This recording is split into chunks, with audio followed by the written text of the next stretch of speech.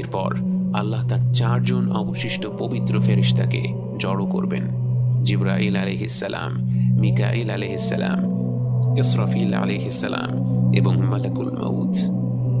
আল্লাহ মালাকুল মউতকে বলবেন একে একে মিকাইল আলাইহিস সালাম, ইসরাফিল আলাইহিস সালাম এবং সবশেষে জিবরাইল আলাইহিস সালামের রূহ নিয়ে নিতে।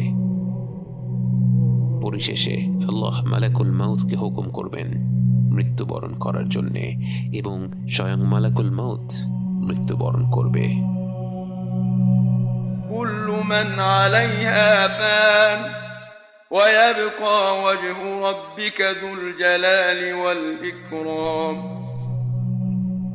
এরপর আল্লাহ নিজেই নিজেকে প্রশ্ন করবেন, আজকে সব কর্তৃত্ব কার জন্য?